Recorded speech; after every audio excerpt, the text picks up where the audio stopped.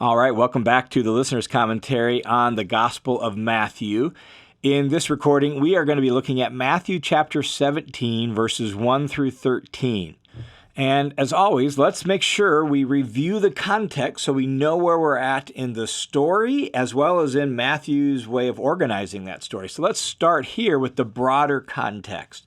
One of the themes of the last teaching block, clear back in chapter 13, was the hiddenness of the kingdom, right? We had all those parables about the kingdom of God in chapter 13.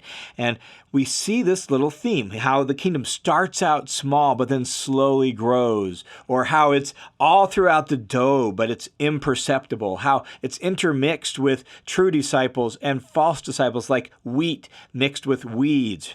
And all of that emphasizes this theme of the hiddenness of the kingdom.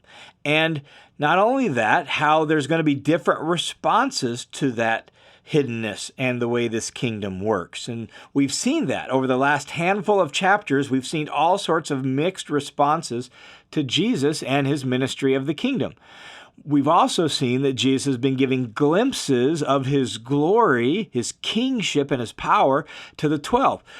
By things like feeding the crowds or walking on water, right? And so he's giving them glimpses of his glory and his kingship. They're struggling to understand it. Then that all kind of culminates in the last chapter, that last little episode we were looking at the end of chapter 16, where Peter confesses his belief that Jesus is the Messiah and the Son of the living God. And all of that means that the king is here, and so the kingdom is here. It's actually here breaking into the real world, and it is imperceptible, and it is small, right? And so it's breaking into the world even though it doesn't look like it, and even though it doesn't look like what the disciples themselves expected. So now, in this story that we're about to look at, just three of Jesus' disciples are going to get an even greater glimpse of his glory. So that's the broader context, how this all fits into this section flowing out of the last teaching block. Also, the immediate context. Chapter 16 ends with this surprising and intriguing promise from Jesus. He said, right at the end of chapter 16, verse 28, "Truly I say to you, there are some of those who are standing here who will not taste death until they see the Son of Man coming in his kingdom." And as I noted when we talked about that, some have said, see, Jesus was wrong. He didn't come in the first century. But I think assuming that's about the second coming just ignores the fact that Jesus routinely and regularly says no one knows the day or the hour of his return, not even Jesus himself. Only the Father knows that it wasn't our place to know. That's consistent in the teaching of Jesus. So if this were about the second coming, it would be counter to all of what Jesus has taught throughout his ministry. Furthermore, as I noted there, that it's really an allusion to Daniel chapter 7. The Son of Man coming into his kingdom derives from Daniel chapter 7, which suggests it's more about the vindication of Jesus after his death as the Son of Man and being exalted to God's right hand as King of the nations of the world. That's what's going on in Daniel 7. And what's even more, it seems that Matthew, as well as Mark and Luke, at least saw a kind of an initial glimpse of that as the transfiguration, the event in this snapshot we're going to look at in this recording. And the reason I say that I think it seems like Matthew, Mark, and Luke all saw the transfiguration as connected to this promise of Jesus coming into his kingdom is because each of them connects the transfiguration very tightly to that promise or that saying of Jesus. And they do so by mentioning a short number of days. So even though Matthew, Mark, Luke will frequently have their own order of events, they always tie the transfiguration to the saying about seeing the Son of Man coming into his kingdom. And so it just seems to me that they understood this as like some sort of initial little glimpse, initial little snapshot of the glory of the king, and knowing that even though he's going to go and be rejected, he really is the king, and he really will inherit the kingdom. He will be vindicated. So here in chapter 17, Matthew makes that connection to the promise of Jesus, the Son of Man, coming into his kingdom. He makes the connection with that by saying this in 17:1. 6 days later, 6 days later. That's very specific, and that's not typical. We don't get that kind of stuff very often in Matthew or the other Gospels. And so when it happens, it shows a close connection to the preceding section. And so this is Matthew's way of tying the transfiguration to the promise Jesus just made at the end of chapter 16. Now, one little challenge, and I'm not going to spend really any time on it, I just want to highlight it for you, is Matthew says 6 days later. Luke says about 8 days later. Notice he says about 8 days later. Why the difference? It probably has to do with the various ways of counting days. Sometimes you counted whole days, sometimes you might include parts of days, and so Matthew's counting one way, Luke's counting another. The point is, it's about a week later. And so 6 days later, Jesus took with him Peter and James and his brother John and led them up on a high mountain by themselves. Now, we don't know the exact site of the mountain. One of the mountains traditionally identified with it is Mount Tabor because it stands out on the horizon. It's just not that it's really a high mountain. If it's still closer to Caesarea Philippi, which is where Matthew 16 was at, if they're still up north, well, then the tallest mountain in the region is Mount Hermon. That's actually the highest mountain in the entire area. Maybe that's the mountain. We don't know for sure, but it's a high mountain. And mountains are often places of divine revelation, both in the Bible and in the ancient Near East. In fact, there's likely an echo of Moses' mountain experience here. When he goes up on the mountain, he encounters the glory of God, and he descends the mountain, and his face was shining, right? And so there's likely an echo of Moses' experience with that here, but as we'll see in this story, Jesus supersedes Moses. So he takes Peter, James, and John up on a high mountain, and look at what happens in verse 2. And he was transfigured before them. That's just kind of a weird word, isn't it? Transfigured. What does that mean? All that means is his appearance or his figure, right? His appearance was changed. In some sort of way, the way Jesus looked was radically transformed or changed. How so? Well, let's keep reading. He was transfigured before them, and his face shone like the sun. There's that echo probably of like Moses' face shining. And his garments became as white as light. And so he's gleaming, he's shining in some sort of way. And then look what happens, verse 3.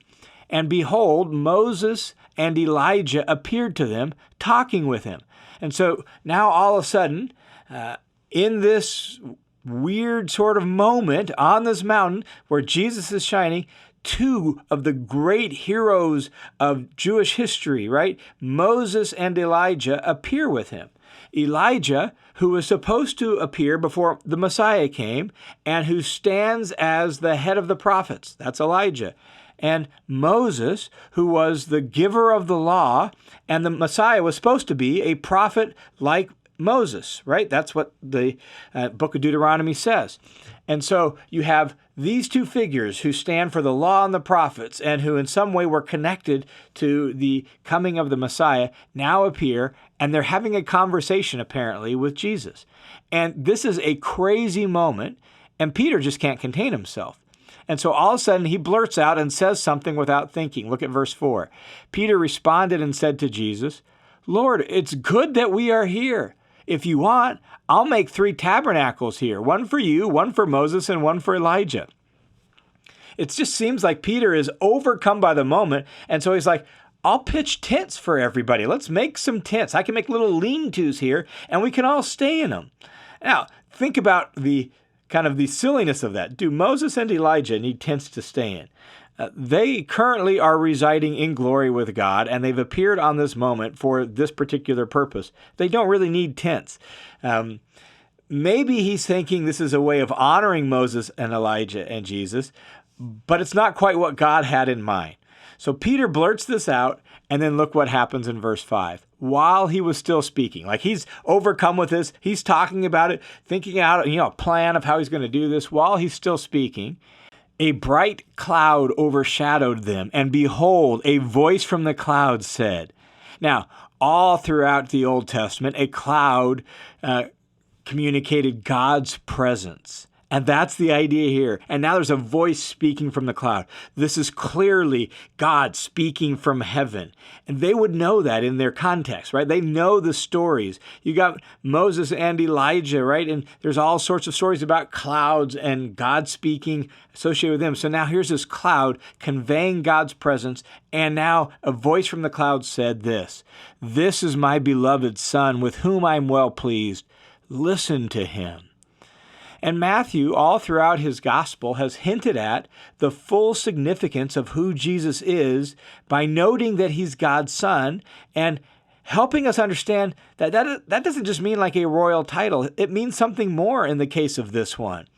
So we see this with the promise to Joseph way back before Jesus was born. Matthew chapter 1, verse 21, "She will give birth to a son, and you shall name him Jesus, because he will save his people from their sins." Now, all this took place so that what was spoken through the Lord by the prophet will be fulfilled. "Behold, a virgin will conceive and give birth to a son, and they will name him Emmanuel," which, when translated, means God with us. So he's God's Son, and he's also God with us in some sort of unique sort of way. You get similar words at Jesus' baptism in Matthew chapter 3. "And behold, a voice from the heaven said, 'This is my beloved Son, with whom I am well pleased.'" And so here again, that's restated. "This is my beloved Son, with whom I am well pleased. Listen to him." And so those very words are restated here, and the emphasis is on the supremacy of Jesus. Listen to him. It's not Moses plus Elijah plus Jesus. It's Jesus. He's God's Son. He's God's chosen one. He's the one you need to listen to. And all of this confirms what Peter said just a week ago when Peter confessed, "You are the Christ, the Son of the living God." And so listen to him.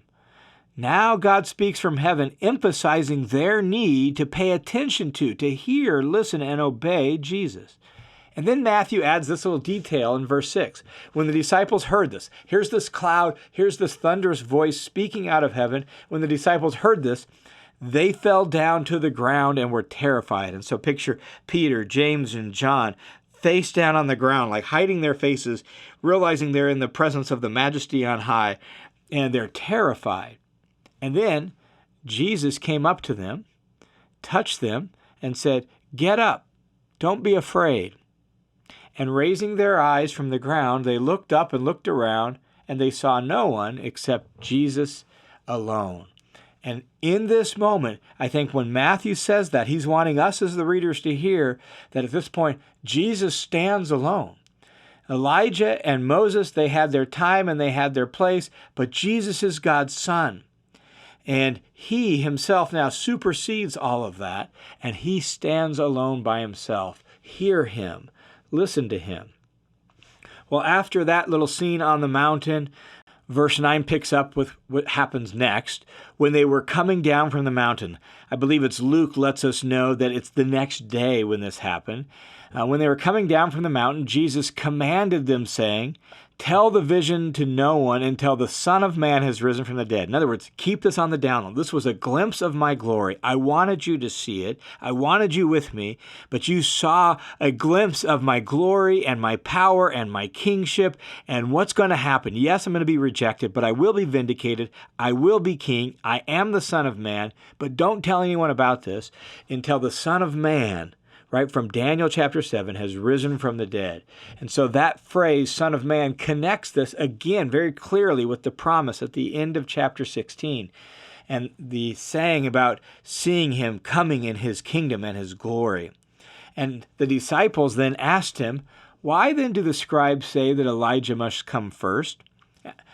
They're trying to put all this together, right? They've just seen this vision of Jesus shining and in his glory. Moses and Elijah were there.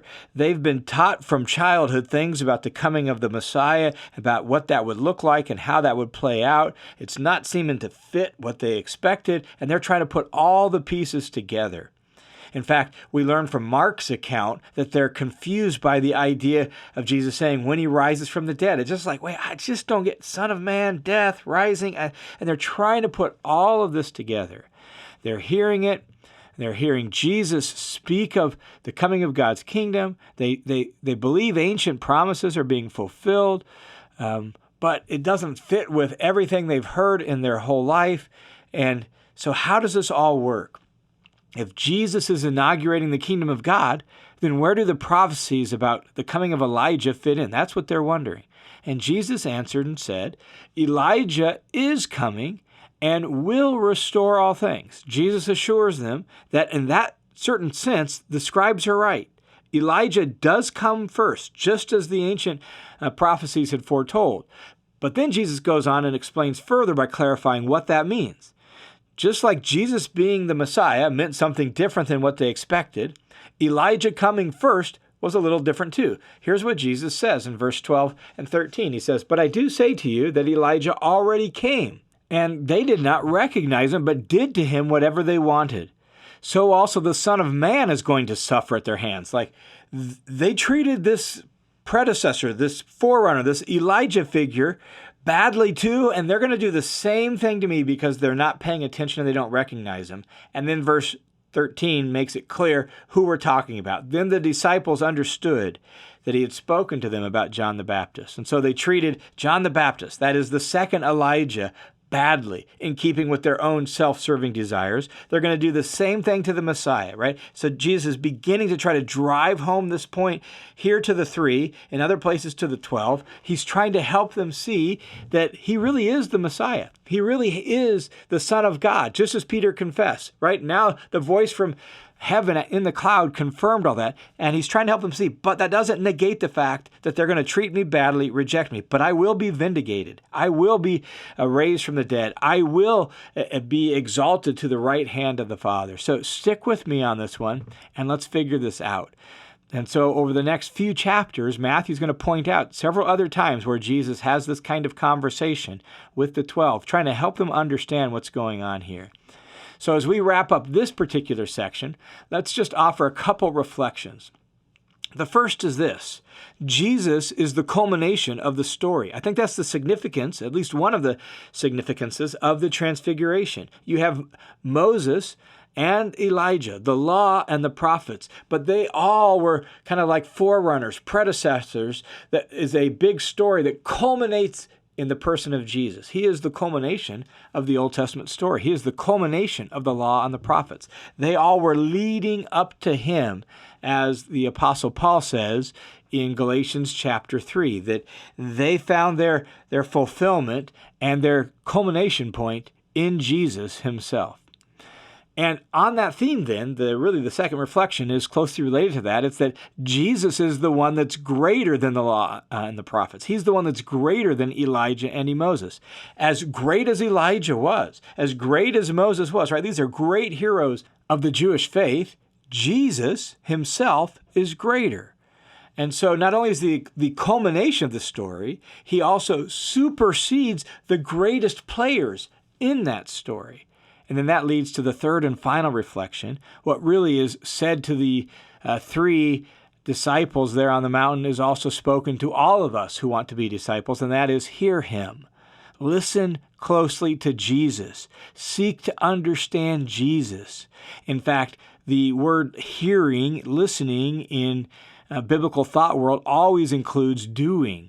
You haven't really listened until you've also put into practice and done. And so hearing entails obeying. So hear him. Listen to him. If you want to be his disciple, well, Jesus is the culmination of the story. He is the greatest prophet, the greatest teacher, the greatest one. He is the Son of the living God. So listen to him and do what he says. That's what it means to be a disciple. All right, thanks for tuning into this session of the Listener's Commentary on the New Testament. The Listener's Commentary is a listener-supported, crowd-funded Bible teaching ministry that's made possible by the generosity of dozens of folks just like you. So if you're one of those who supports this ministry, thanks a ton for your support.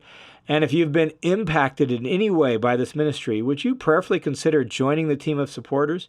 You can do that by going to listenerscommentary.com, clicking the Give button, listenerscommentary.com, Give, and that will redirect you to a page through World Family Mission where you can set up a one-time donation, or you can give a monthly recurring donation as well. Thanks a ton in advance for your support.